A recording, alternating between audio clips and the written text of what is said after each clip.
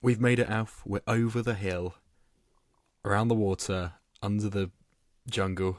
All phrases that you've heard of, I'm sure. We've done episode 101. We've climbed the mountain, and it's all downhill from here.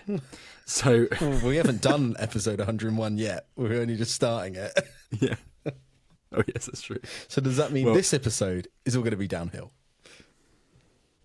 We'll let the listeners decide for that one. Please comment and get in touch and let us know if it's downhill from here. But no, it's episode 101. And 101, when you say something's, that's cheese 101, it means that it's the definitive thing. And I remember there was also a great show that Frank Skinner hosted called Room 101. And I felt it would be fitting to perhaps suggest things that you and I would put into Room 101. Lock it in a vault, never see it again. Nice. So what would you like to lock away, Alf? I mean, are we talking in general or more specifically for cinema and film? I can't help you with the answer, but I can reread the question for you. That's like that that one on Countdown with Peter Serafinowicz where he's like, I don't think that's any of your business, Jimmy. To be honest, Jimmy, I don't think that's any of your business. I'm sorry, Peter. Classic. But no, I'll go first, and then you can take it away. You can bounce off me. I'm sorry. I'm going to put the mothers that sat next to me in Mother's Pride, which is a film I'm going to review later on today. And I'll tell you for why. Put your money away, I'll tell you this for free. They were in the recliners next to me, so fair enough, they could afford it. They more than inclined to be there. Frivolous, yeah. And my God, they were having the best time of their night, like best time of their lives ever, I think, because they cracked open genuinely a bottle of wine, which I didn't even know you could do that. Yeah. They then got out, I'm not exaggerating, a little tiny cheese board each. That's great. And some like little chocolate nibbles like minstrels. And then they proceeded to sort of have an active discourse with the film as it was going on. So there's a moment in the film where one of the characters says, I'm getting really sick of this. And they went, yeah, well, we're getting sick of you, mate. And in fairness, it was the villain, and it did make me laugh. But they were really, it was as though they were just watching it in the lounge together. Yeah, if I wanted that, I'd go to a panto, wouldn't I? Like, yeah, exactly. It didn't annoy me, but it certainly was like a whole other dimension on top of the film, which kind of was quite pleasant, actually. But still, they're getting locked away and starved in the vault. Okay, nice. I've got 3 things. I'll explain 1, maybe 2. I won't explain the third.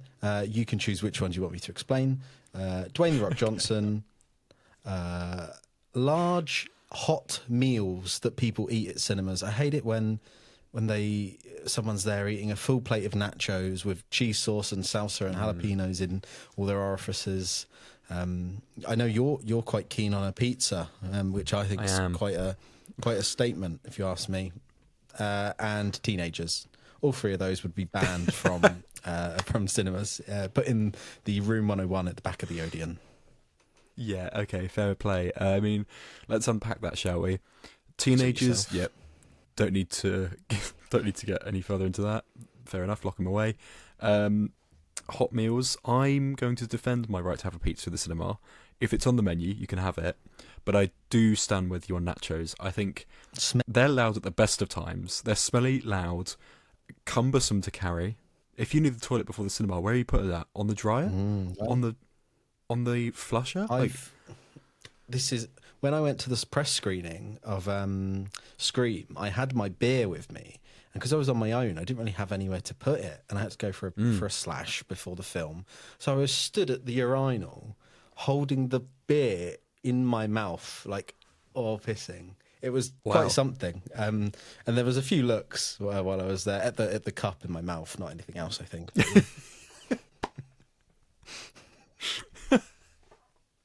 That's the real money shot down there, guys. Ignore this. Ignore the cup.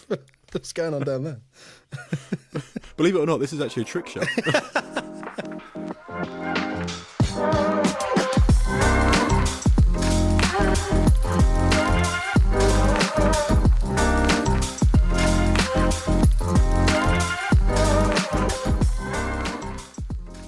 Hello, and welcome back to Moving Up Podcast with your hosts, me, Adam Barlow. And me, Alfie Walker.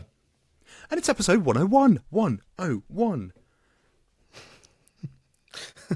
If you look on our social media, I did that exact thing for episode 100, but because the image is reversed, it's actually me just going episode 001.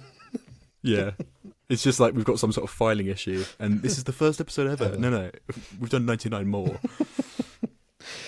I suppose we should start by saying a huge thank you for the reception for episode 100. I mean, we only posted it today at time of recording, so might have done nothing, but that remains to be seen. Hopefully you've watched it. Hopefully you've enjoyed it. It took too long to pull that together. Alf, do you want to tell the listeners of your tribulations? Not really. It was a real challenge. We recorded it on my iPhone and we recorded the audio on Audacity. Did we do that? Obviously, it was in person anyway. So it was simply, we were hoping, right, perfect, we'll match the audio to the video, cut it together in Riverside. Done. Did not happen like that. Every 10 minutes or so, the recording would cut, which did something to the frame rate, which meant no matter where you put the audio track, it always ended up being off. And even still in the episode, you can see our lips sometimes don't match the words if you look carefully. So no matter how much I changed the audio, changed the video, tried to match it up, it was a real awful time. So I had to cut the hour and a half we'd recorded into 10-minute chunks and then individually match these chunks up, which then meant there was small sections in between each chunk where there's no video. So you've got a lovely test card F screen going on in that. It was a lot. It was a real challenge, and I did sort of give up at one point, and that's why it got delayed by another 4 days. I just went, I can't do it. I've had enough. And I went back to it Monday, and it's up now. All good. So glad you enjoyed it. Yeah. I must say, you've excelled yourself with that little holding card, because Michael Keane, on the thumbnail as well, impeccable work. I couldn't have done it better myself. And Canva's real good. I must say, yeah, oh my goodness, isn't it? No, don't even have premium, just skimping it. But no, I felt so gutted when I got back from the drive home from yours, and I saw your text saying it's... Oh, I mean, yeah, you're right. I forgot that. It's gone it wrong. Corrupted first. It completely disappeared and couldn't access it at all. And Jacob spent hours going into the code to retrieve it, which he did. He did manage it. It took him hours and hours. But yeah, originally it corrupted, and I messaged you like, mate, we've lost it. We've just done this whole recording in person, and it's gone. Like, yeah, I forgot about that. Jesus. Oh, it's stressing me out. I was going to say we could have re-recorded it, but then I think about it. We wasted the party poppers. We cut the cake. We did the candles. We gave you your presents doing it as well. Yeah. Like. That's petrol money I won't get back. But no, thankfully it all went well, and it's a really charming listen. I listened to about 3/4 of it on the way to work this morning, and yeah. I actually got pretty bored. No. I switched off at the quiz section. Just didn't engage me like the last one. I really wanted to swerve the car. No, hopefully you enjoyed. And here we go. We're on the way to ep 200 now. Oh, God, that's a long way off. Okay. What are we doing today, though, in the here and now? Here and now, we're talking about the biggest event of the cinematic calendar, some would say, the Oscars, the Academy Awards. I am looking forward to talking about this. Not much dramatic happened. There was a few little hiccups here and there, a couple of bits and bobs and some comedy that doesn't always land, but it wouldn't be the Oscars without it. So we've got that. We're going to talk about the Oscars. What films have you caught, Adam? I have seen mainly Project Hail Mary, which I cannot wait to talk about. I've been messaging you probably too much. I don't want to overhype it, but I really, really liked it. I've also seen How to Make a Killing, the new Glenn Powell film, and I've watched Mother's Pride. Very good. So 3 films from Adam there. And then I have also watched a film with 3 names. So I believe it's titled The Good Boy, or Heel, depending on where it's released. That is just released in the UK. It's been out in the US and other territories for a while. But yeah, that one's starring Stephen Graham. And so I've caught that one. So I'm going to be talking about that. Why are they all dog related? Because it's Good Boy, The Good Boy, Heel, The Good Boy. Yes, you'll find out exactly that, Adam. Oh, I hope it's not a spoiler. Otherwise, I've ruined the film. But no, should we get straight into it? Let's start with a review. Should we go with? Can I do it? Can I go Project Hail Mary? I want to do it. Take it away.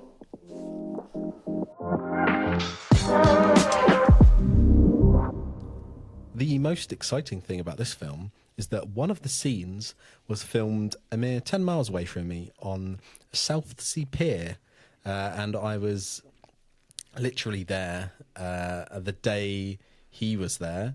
Got home, I was same time, got home, went on Facebook, and someone had posted in Pompey community group chat, oh my God, Ryan Gosling is on Clarence Pier in Pompey. It's an awful pier, not like Brighton Pier or anything like that. It's dreadful. I'm going to presume it's in the film. I haven't seen it.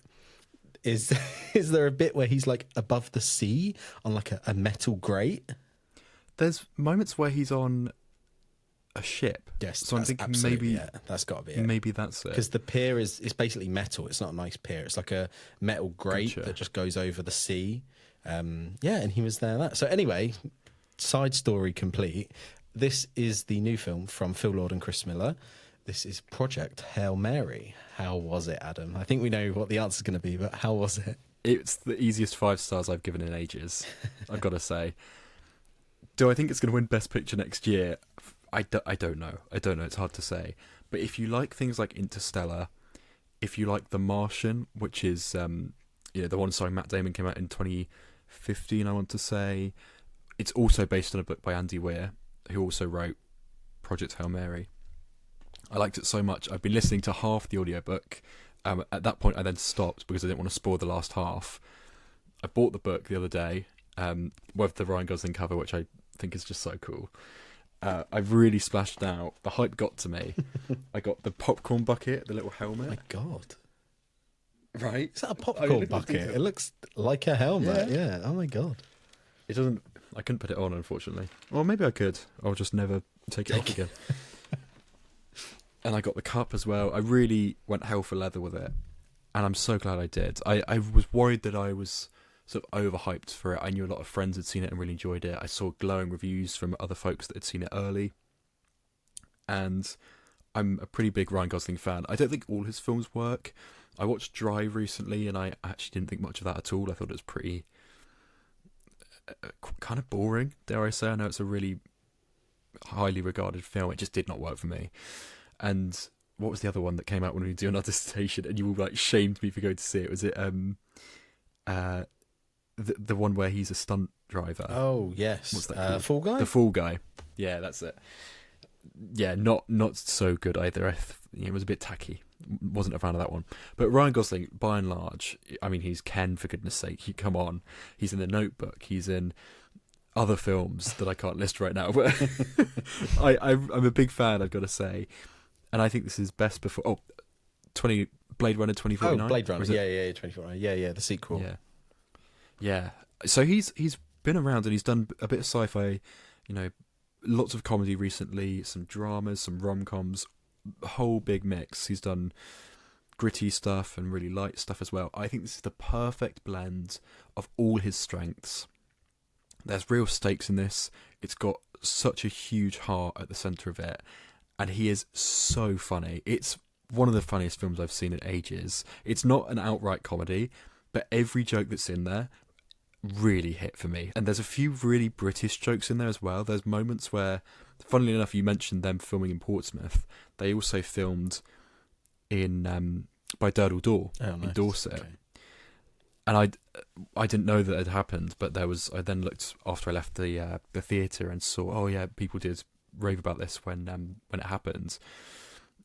And there was like a real sort of like you could tell people like breathed in or like did a little whoop when it appears, and you're like, that's definitely Dumbledore. but the context in which that appears in the film is really cool. I won't spoil it because it's towards the end of the film, but there's just so much in this film that's smart, that's witty, funny, emotional. It really is so uplifting. It's such a great crowd pleasing film. It's a blockbuster in the truest sense. It has visuals that are stunning. Like, see it on the biggest format. I saw it in iSense.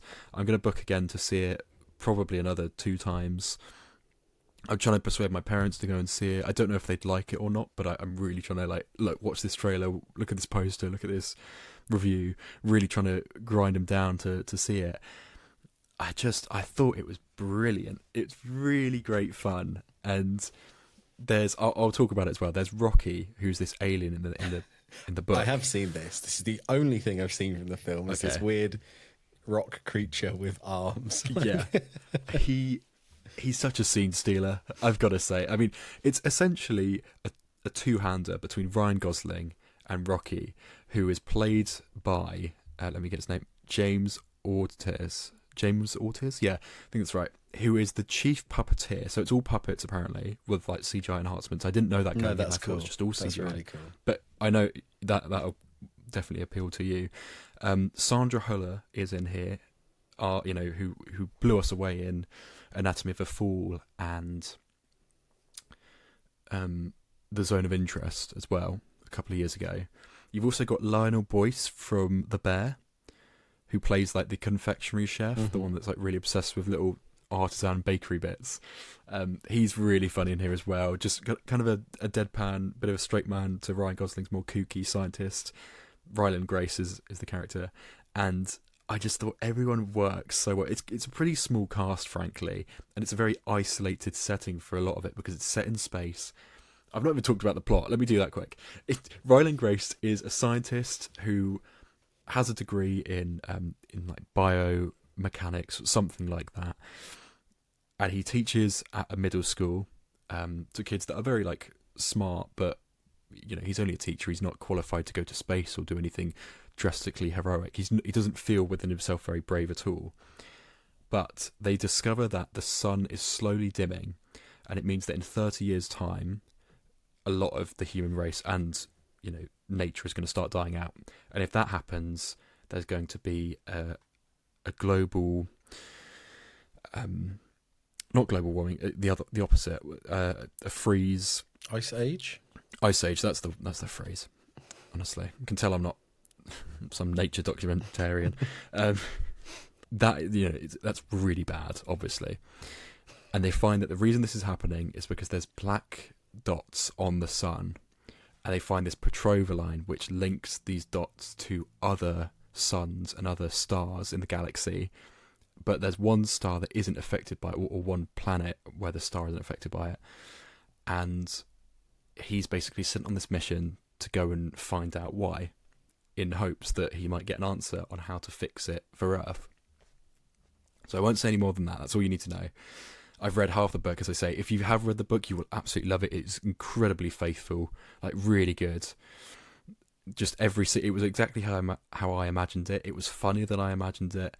It had more heart than I imagined, because the book can get quite technical, which I think is Andy Weir's strength. But also, if you're not too attentive to that stuff, if you're not hugely interested in science, then it could be a bit overwhelming to read the book. The film does an excellent job of putting really big ideas and complex things and plot devices in your face, but really breaking it down so you can understand it easily, which is totally what The Martian did.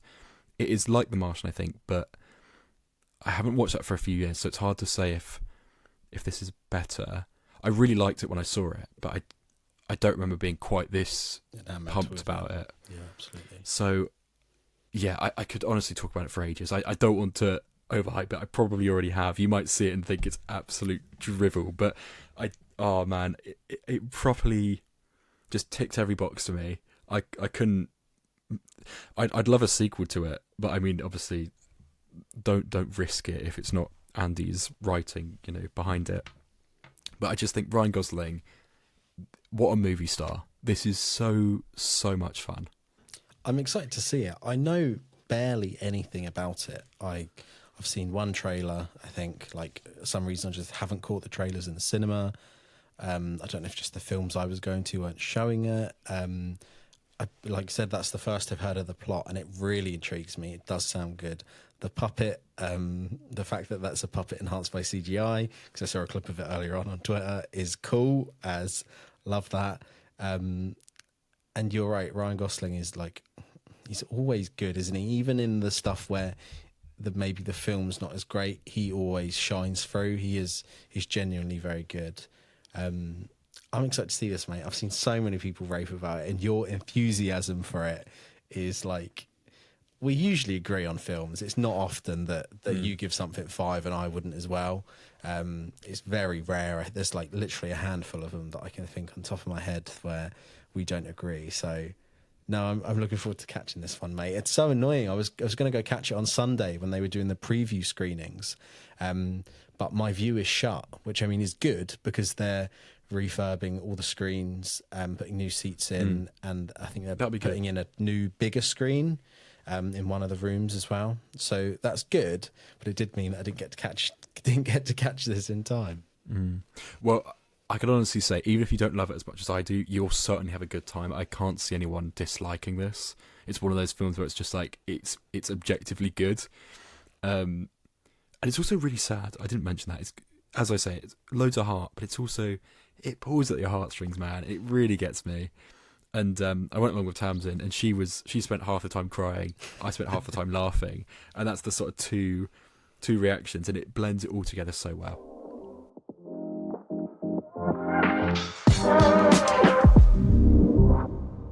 The 98th Academy Awards, the biggest fiasco in the film world this time of the year. Overall, I guess, maybe let's just start. How did you find the show? Maybe not necessarily the winners, but just, did you think the show went well? Did the comedy land for you? Did all stuff like that? Do you think it just was a decent show this year? Conan O'Brien, always an excellent host. There's a skit at the end of it where they jokingly award him host for life.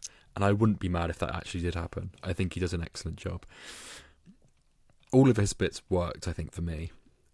It really appeals to Gen Alpha humour at certain points as well, which is, it kind of cheapens the awards in some ways, but it also was quite funny. And I think they did a good job of striking while the iron's hot, and actually that could have been really cringe, but I actually think they got in where it's still quite on point. So fair play to the writers of that.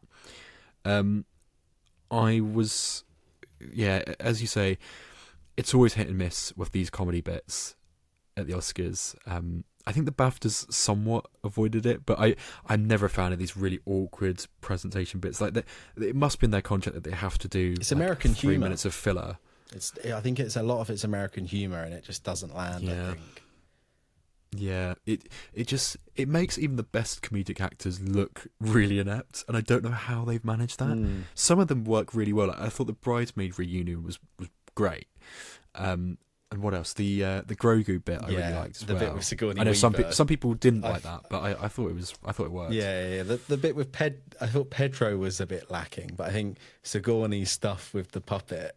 Saying like get away from him, you bitch. That was excellent. Oh, that was really good. Yeah, she like committed to the line, and it really sounded like she was angry, and I thought that did work. The main thing for me that didn't work, and kind of for me was the main thing I wanted to talk about the morning after, was the cut-offs. It's always a thing at the Oscars. It's already a 3.5 hour ceremony. I mean, this ran late by 15 minutes as well. Let's be honest, most people, if you win an Oscar, lifetime you're not achievement. going to get another one. Exactly. It's the biggest night of your life, other than maybe the birth of your child or your wedding. There's not much else. You can't get much higher than that, not in a professional sense anyway. And for some people to get a minute max, and when there's, for example, I think the worst case of it was the best original song, where Golden won from K-pop Demon Hunters, and the lady, who by the way looked incredible in that outfit that she was wearing, she looked stunning. Then the other guy walks on to say a little piece, and he said 2.5 words, and they not only played music, they not only cut the mics, but they turned the lights off. Yeah, it makes you like your toes curl. Like it's like no, just give him 30 seconds. What's that going to matter? And it's horrible. And there was one where they even cut back to Conan, and Conan didn't pick up, so they just went back to them speaking. And then I can't remember what he said, but he made a joke about it when it then eventually did go back to him properly. Yeah, it's the worst bit about it, mate. I don't know why they don't just chuck on half hour of a screen time. It can't be that much more expensive, can it? I kind of get why. Obviously, for timekeeping, if you haven't won the award, then you don't want to be there for everyone else's long, laborious speeches. But I thought that they're normally pretty controlled. I think 2.5 minutes is all you need. And when you think there's 24 awards, quick maths, that's about 45 minutes. Yeah. So, that makes sense. You should have time for that. But it does seem that some of them just don't get that, which is a shame. And I do understand that if it was just an awards ceremony, is there any point in it being broadcast to the public? If there weren't those bits of comedy and the in memoriam section and all that sort of furniture of the Oscars, I don't know. I'd probably still watch it, but you do need that showmanship. Otherwise, it's just you won, you didn't, move on. Yeah, like it would feel too cold. It could be an email, couldn't it? At that point, if you don't have the people in a foreign language speaking their own language on a stage, and sometimes you don't understand what they're saying half the time because you don't speak the language, but it's still poignant seeing them accept it in that way. It's a shame that they do decide just to cut it off. And like you said, the smaller categories and the less known people seem to just get less time on their speech, which unfortunately I guess is just the way it works, because people are the average Joe's less intrigued by them, less interested. But it's a shame because, like you said, it's professionalism wise, it's the highest accolade you can get in a film sense. Yeah, I agree.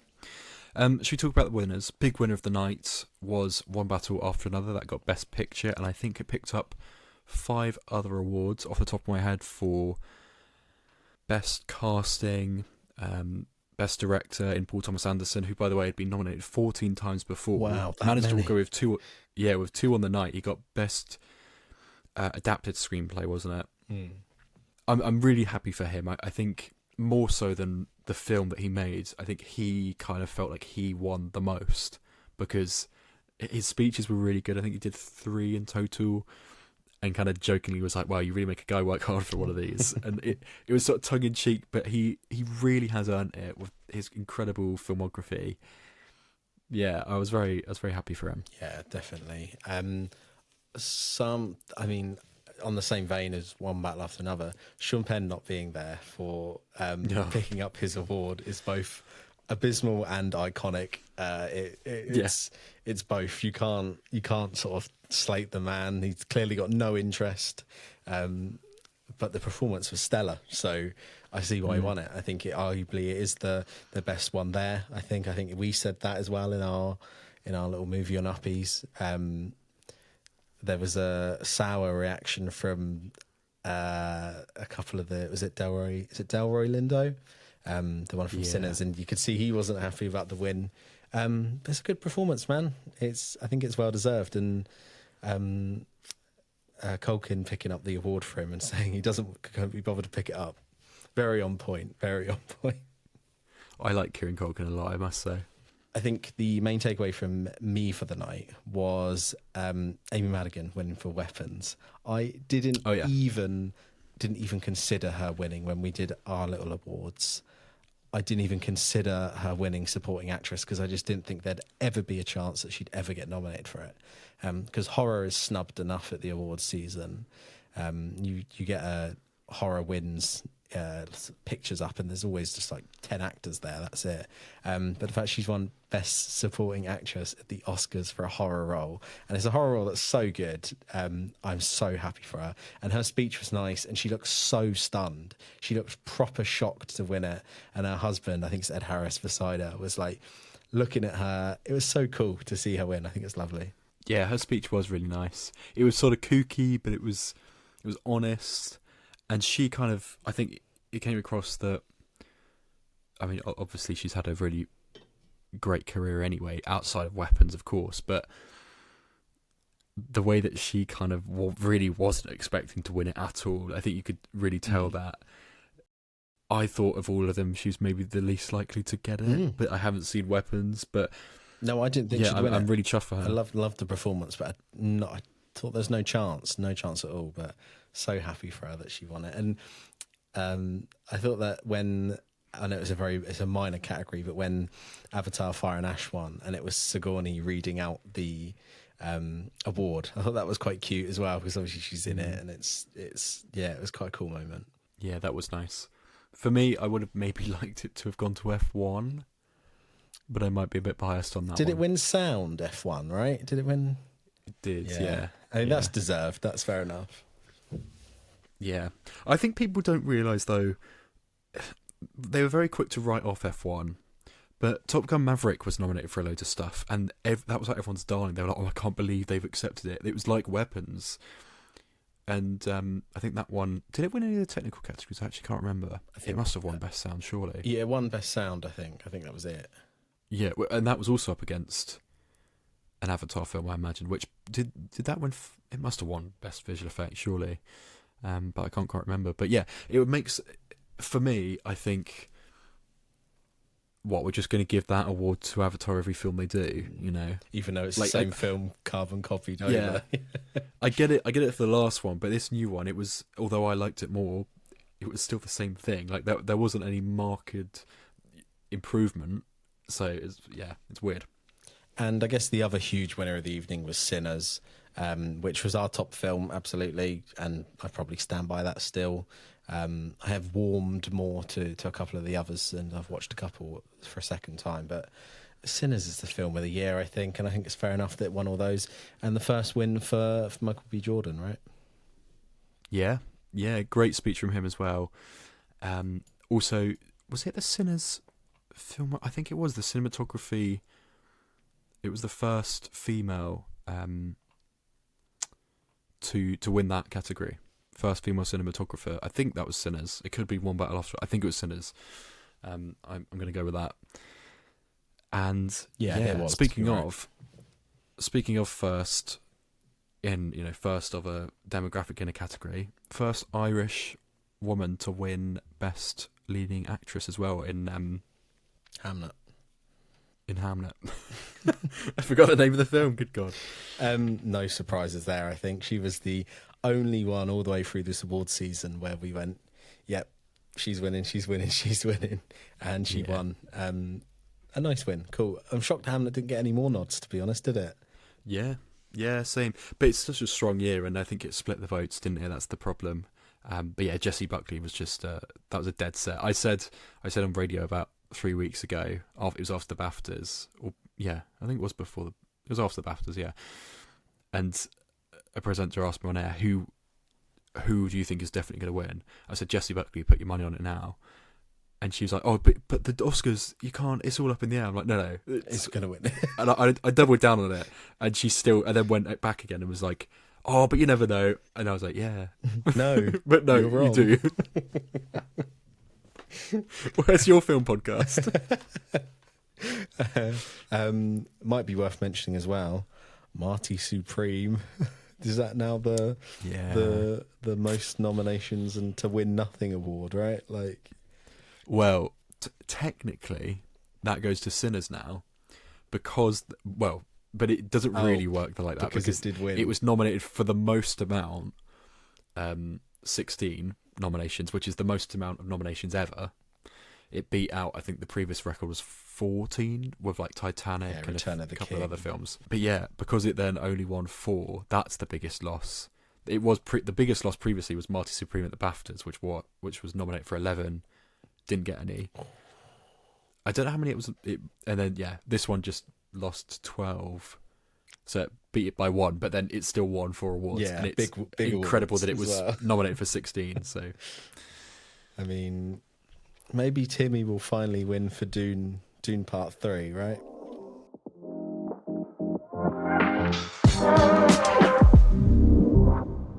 I think we're going to have a slight detour now, and we're going to talk about 2 film trailers that have come out in the past day.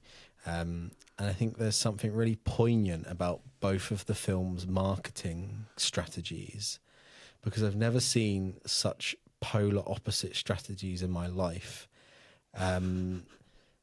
Well, we could always take inspiration from the Spider-Man trailer, you know, and we could cut this podcast into 5-minute segments and just release it over the course of 2 days. I think that would really grab some listeners. Yeah. What an awful, awful experience of a trailer that was. 5 seconds of...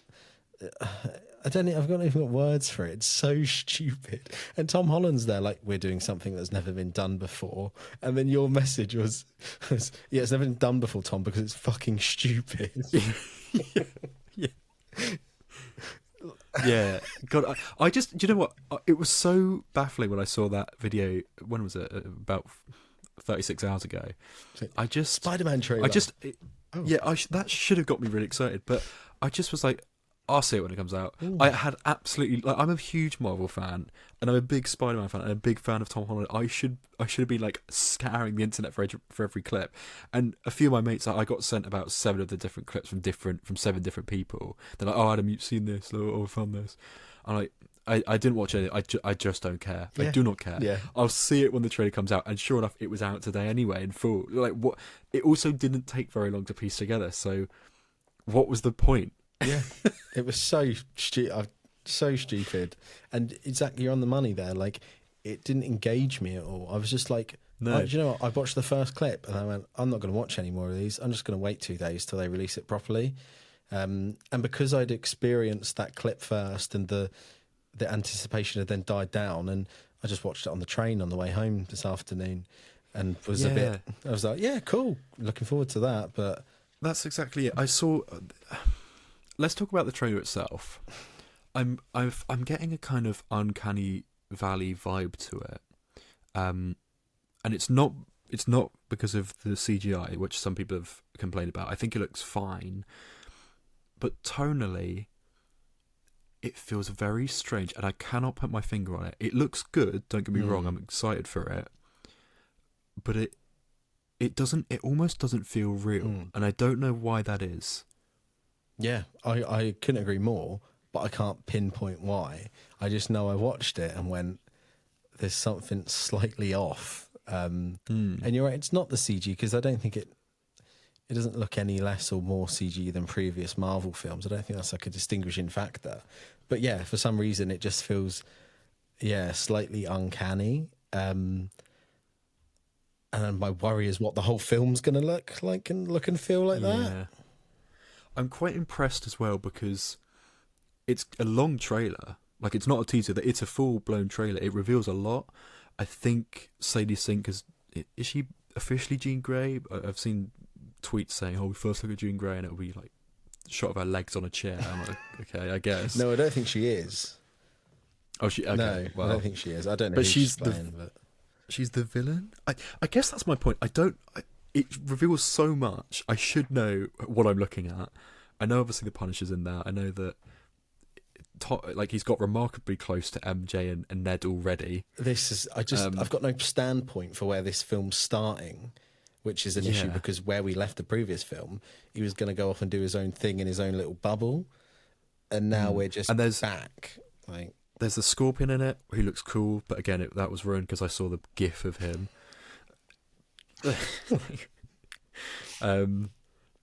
Whoever is, if it's not Jean Grey, then whoever's doing that, like, throwing possession around the room, that was cool, but I don't know what's going on. I thought it was Venom for a moment, and then his eyes go black at the end, and like he's also then becoming Spider-Man again, and then you've got basically kind of rip-off shots from the Spider-Verse films, which, like, it kind of makes sense, like that's what Spider-Man is, but I've already seen Peter Parker sit upside down and hold his phone in the Spider-Verse films, but they're kind of doing that again. And then they do these kind of overly stylized shots which look like a comic book film, but to me it almost feels a little bit outdated. I think you could get away with that in the Raimi films, but I don't know if it works for me personally. I don't think the people watching these films have nostalgia for comic books. They have nostalgia for comic book movies in 2010 onwards. They've got nostalgia for the first set of films, and maybe nostalgia for like the Raimi stuff or the X-Men stuff. No one, not no one, but the general audience for these and the people who are going to get involved, I don't think they've ever read a comic book, to be honest. No, it's a really strange one. I'm excited to see how that film turns out. I'm not disappointed anyway, don't get me wrong, but there is just, I'm sure I'll bring this up in a few more podcasts down the line between now and then, but there is something really strange about it, and it's not good, it's not bad, it's just really different. And then you have the complete opposite on the tonal shift. You have a cinematic experience, a trailer that I saw came out and immediately went, I'm not watching this on my phone. I'm putting this on the TV in the dark. And I put it on and turned the volume up and sat there and watched it like it was a film for 3 minutes or 2 minutes. It was like an experience. And I think that just so proves a difference between some of the quality. Don't get me wrong, like you said, I'm looking forward to Spider-Man, always going to. But there's just something so different about these films and the sort of monumental scale of Dune Part 3 and the cast and the character posters they released, and it just dropped out of nowhere.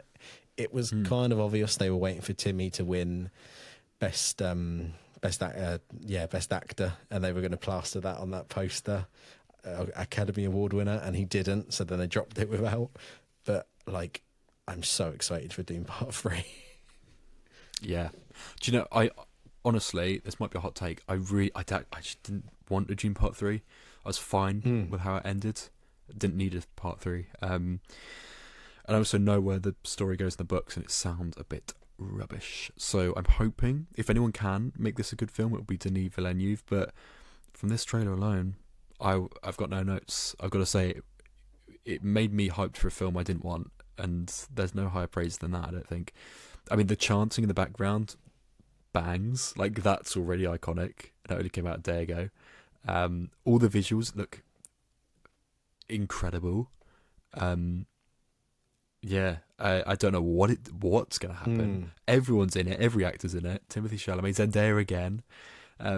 Florence Pugh with a crusty skin, bread roll face. Yeah. Robert Pattinson. It looks. Robert Pattinson.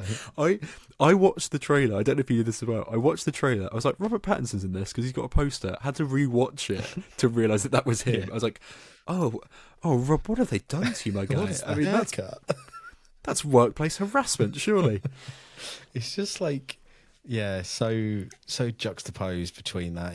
It just looks like an absolute sort of like moment in cinema. Just, I'm so excited. And similar to you, I was quite happy where 2 finished and wasn't keen on it. And even Denis Villeneuve wasn't keen on it, from what I'm aware. But they've obviously enticed him back. You've said about like the way Spider-Man looks, right? The way this looks, I don't get how they film it, because it doesn't look like it's possible to capture something like Dune on camera. Because obviously there's a lot of CG, but a lot of it's real. It just looks like it's not of this world. It doesn't look like they're on a soundstage. It doesn't look like CG. It doesn't look like it's real. So like, how on earth are they filming these huge set pieces and places? I'm so excited for it. It's apparently, I've seen a lot of people who have read the books saying that the apparently this is taking both from Dune Messiah and I think it's like Children of Dune, so book 3 and 4, and basically blending them together to make them a bit more coherent and appropriate to the masses, rather than just having Paul Atreides turn into a giant worm. I really don't want that to happen. If there's a worm character, I don't want that. Yeah, I don't think they better not. Maybe he'll win the Oscar for that. Remember that Heidi Klum Halloween costume? That's what Timmy's going to show up in the Oscars next year. Like, yeah, I can't wait.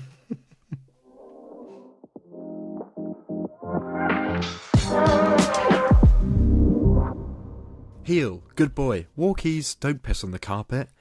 All titles for this new film starring Stephen Graham. Could you tell me what you thought of it, Alf? What an excellent thing. Excellent intro there. I thought I was being spoken to. This is a weird film. It's a black comedy. It's a black comedy, but it's sort of a thriller. Yeah, like you said, starring Stephen Graham and Andrea Riseborough and Anson Boone, and there's a couple of others in there as well. So it's like a Polish film. Obviously, it's in English fully, but there's a huge sort of Polish production company involved. Have you seen the trailers or heard anything about this? I have never heard of this in my life. Okay, cool. Yeah, I mean, I didn't hear much about it until the trailer popped up and I went, this looks intriguing.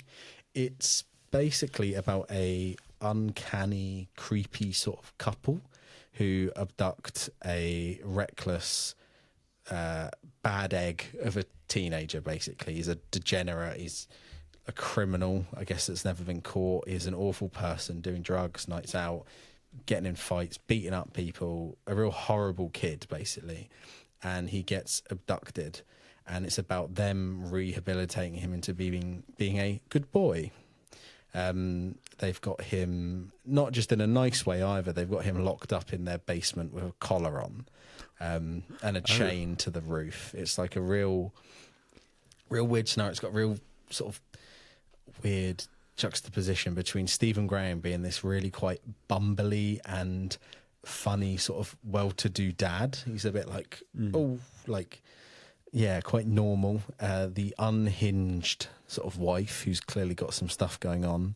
Their child who is just living in this house normally, like this is a really normal thing. And then, Anson Boone, who plays this sort of deranged kid who's stuck in a basement trying to be rehabilitated. It's got some really sort of creepy and uneasy cinematography. There's a lot of shots where you just see the house in the middle of nowhere where they've got him locked up, and you can just see the red door, or it's in the middle of nowhere. It's a little bit sort of slightly Yorgos Lanthimos-y in a bit of a weird way, like Killing of a Sacred Deer. It's just got something quite eerie about it. The film starts with the character Rena, who's like an immigrant, and she's jumping from job to job in the UK, and she's got a hidden past, and they hint at that a lot, that there's stuff going on in her private life. And she's basically the in to this family for us as the viewer.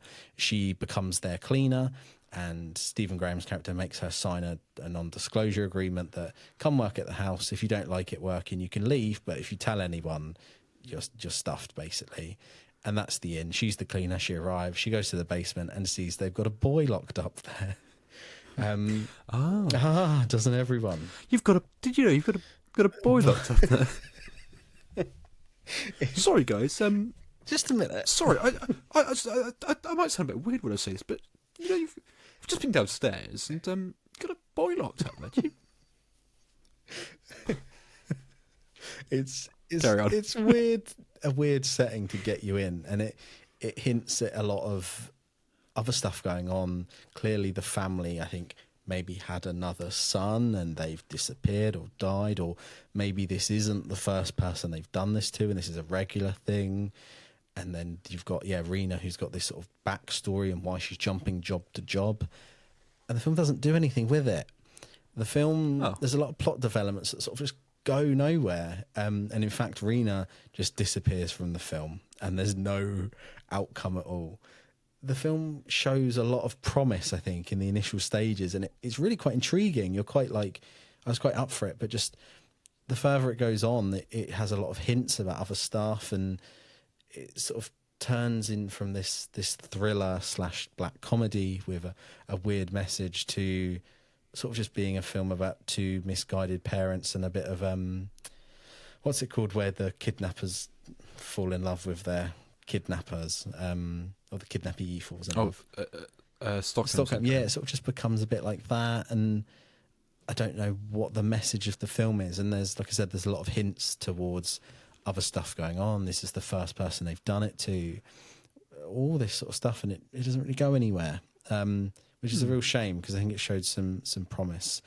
The film, starts as this thriller, black comedy, and sort of slowly becomes this weirdly hopeful, slightly charming sort of film where they help this kid out. It's a bit of a weird one. It's been out in America for a while. It's coming out in the UK, I think this Friday. I think it's this week. So it's in a couple of cinemas. It confused me a little bit. Stephen Graham's excellent. Stephen Graham's always good. He's amping it up. He's obviously pissing about in the role, loving it, being a bumbling sort of dad who's a weirdo. And Anson Boone, who plays Tommy, the teenager who's kidnapped, is great. He's really good. He really conveys someone who's a really horrible kid. Like, I can picture the ones at school who are like him, and the ones that bully people and the ones that are just dickheads, and he portrays that really, really well, because he's absolutely horrible, but then yet he's kind of likable in a way that, I don't want to see this person be locked up and sort of, he needs to escape. The film does some great things with that. That's one thing I will say. When you get him sneaking about the house, chained up, trying to unlock doors, unlock bits so he can get to new bits of the house and get a tool so he can escape, it's really tense. So, like, edge of your seat, comically, like, sat there knowing that, oh my God, he's going to wake them up. Oh my God, they're getting up to go for a piss. They're going to catch him. Oh my God, this. And it does some stuff like that really, really well. It's just a shame that the film sort of shows a bit more promise and teases more than it actually delivers on, basically. That is very strange. That's not what I thought it was going to be. It sounds like a triangulation of Adolescence, The Housemaid, and Speak No Evil. And yet it's not any of them. Maybe throw in a bit of Killing a Sacred Deer with Barry Keoghan in there, and I think you hit the money there, mate. That's really bizarre. I wasn't expecting it to be quite hopeful at the end, but okay. Have people liked it? Do you know? It's got relatively all right reviews. Okay. Yeah, I think it seems to be other people are just, I don't really get it. I don't like this film, or people are like, no, I really enjoyed it. Which, I mean, is that not every bloody film review ever? But no, it seems to be all right. I think the director shows promise. I think for sure he's done quite a lot of small sort of foreign films, and there's nothing huge to his name. And I think clearly there was interest here, because if you've got Stephen Graham, who's going to have read the script, he's always good. Stephen Graham's an excellent actor. There's clearly something in there that got him excited or involved. So it's a director to, I think, keep your eyes peeled on. But yeah, like I said, just maybe didn't smash the mark for me.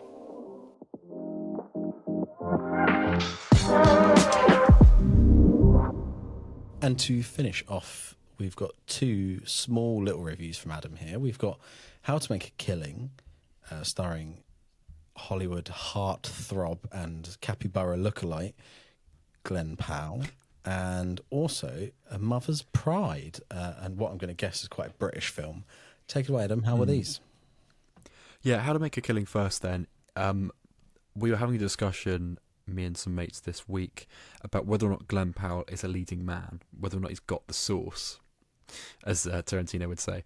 Well, my argument is, I think he's very fun, and I think he's no doubt a solid actor, but I do question his ability to carry a film on his own. I feel like he's been thrust into a lot of roles like this, and it's essentially all the same sort of film as well. Running Man, Hitman, How to Make a Killing, all kind of the same thing. And I don't think he's really lived up to the hype in some cases. And I don't want that to sound harsh, because I think he was great in Twisters. He's very good in Top Gun Maverick. I really liked him with Sydney Sweeney in Anyone But You as well. I think he's a fun actor for sure, and I like him in films. But How to Make a Killing, as with a lot of his other films, are textbook 3-star movies. And I kind of mean that in a sort of more negative way than it sounds. It always shows like a sort of a bit of a playful side, but then kind of takes itself too seriously and gets hung up on something that I think the film thinks this is smarter than it actually is. It had a very slick trailer. I thought it looked good, but it doesn't quite deliver for me. You've got Margaret Qualley in here doing a role that, again, I might even say the same thing with Margaret Qualley. I think she's great, but is picking projects that are a bit naff. And she's very unlikable in this film, deliberately so. But she is really unlikable. Like, I did not like this character whenever she was on screen. I thought she was so irritating and really mean and ruins everyone's lives that she touched.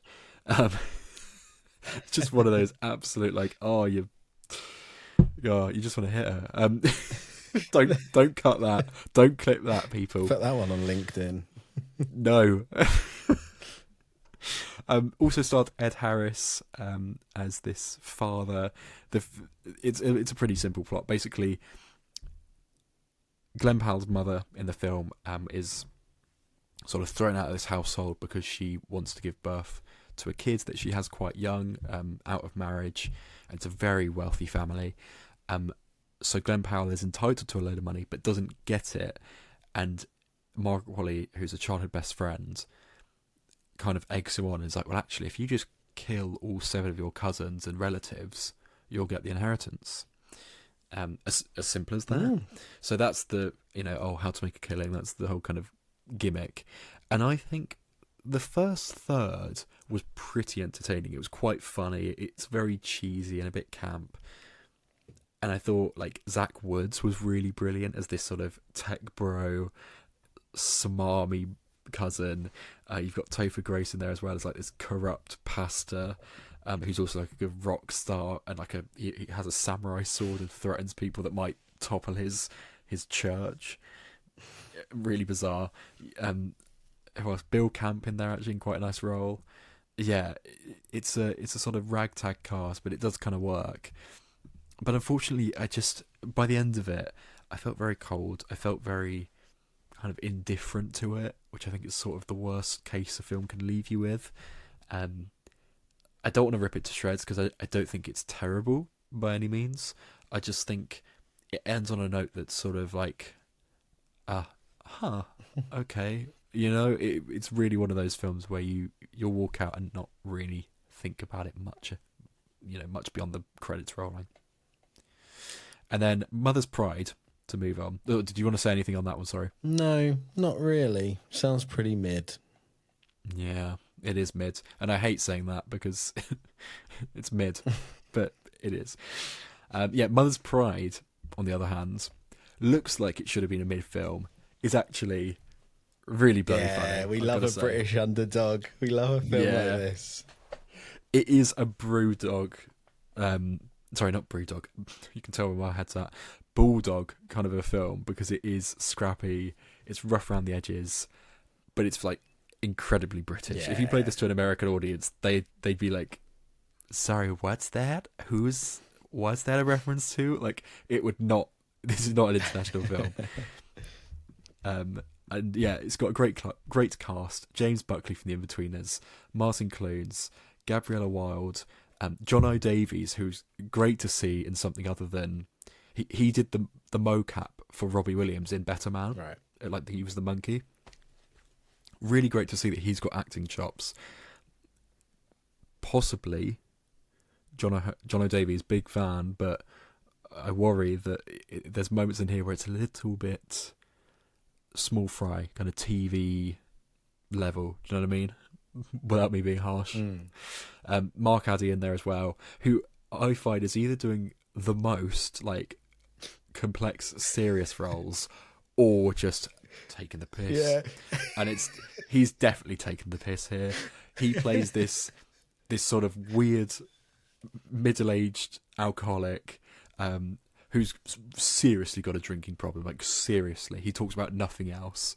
And then every now and then, like, someone will ask him a really technical question about, like, helping with homework, and he'll give you, like, a textbook answer. And you're like, oh, okay, so he's lived a life, but he's now in the dregs of this tiny village, just drinking his life away.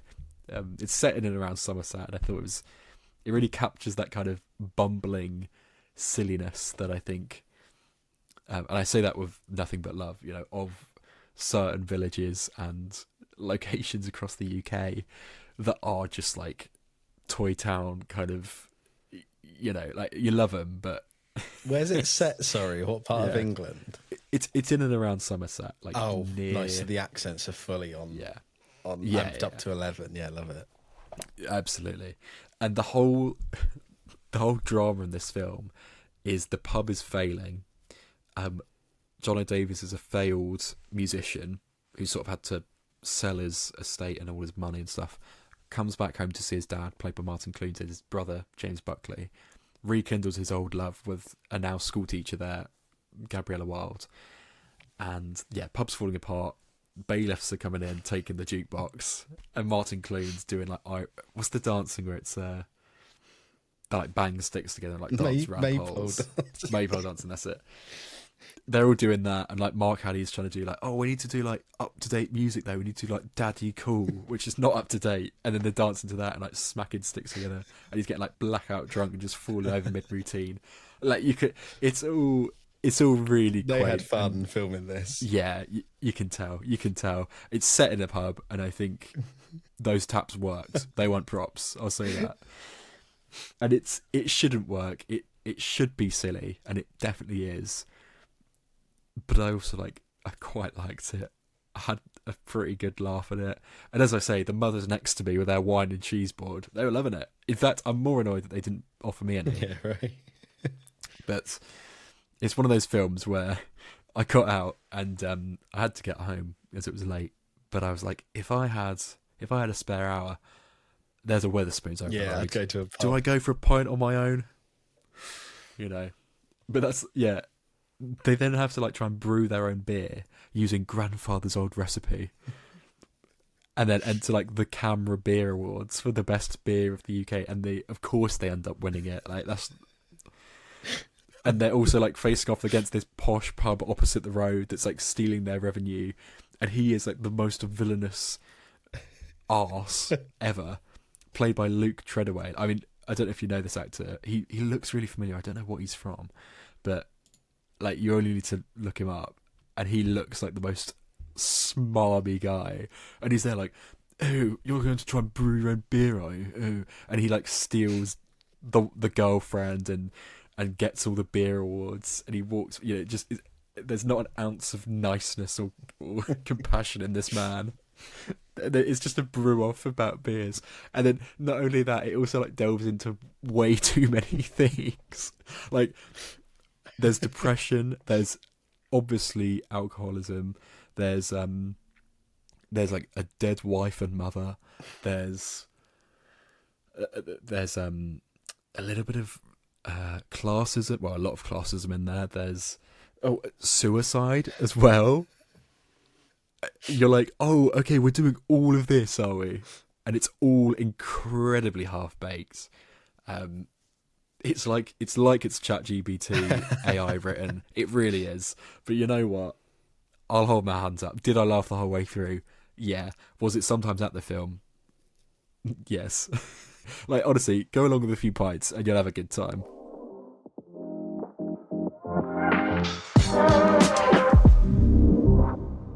Thank you for listening or watching us today. It's quite a late recording for us, so we're sleepy boys now, trying to keep the levels down. Don't want to wake up the neighbours. If you'd like to get in touch with us, you certainly can. We really appreciate any correspondence that we get from anyone who's new, anyone old. We always love it. So please do email in. It's hello@movieonup.com. You can also head to our social pages, Instagram and TikTok. The handles for both those platforms are @MovieOnUp. How exciting. 101 is done. Onwards and upwards from here. All of the episodes are going to be video now, so that's super exciting. So if you do get to watch along as well as listen, please do. Any big films out that we're reviewing for next week, Adam? You need to go and see Project Hail Mary. I do. I'm telling you that now. Absolutely do. We could just review that again. Yeah, we could do a spoiler review. We could chat about that. Yeah. Yeah, I'm well up for that. I'd love to do that. Yeah, not much else. So looks like it's a Project Hail Mary spoiler episode. There's worse films to talk about, I must say. So yeah, keep an eye on it. In fact, that's your homework, guys. Go and watch that. And next week, we can have send us in discussion. some correspondence. Yeah, specifically tell us. There you go. We're asking for an actual thing this week rather than just vagaries. Tell us what you thought of Project Hail Mary. What you thought. You. Not Mark Kermode. No, not Simon Not Mayo. Simon Mayo. Not Definitely Pulp, not Simon not Mayo. Kitchen. Not Fred. Not Asquith. Not On Film. You. Not Peter Bradshaw of The Guardian. You sourpuss. That's your job chance gone with them, mate. Darn.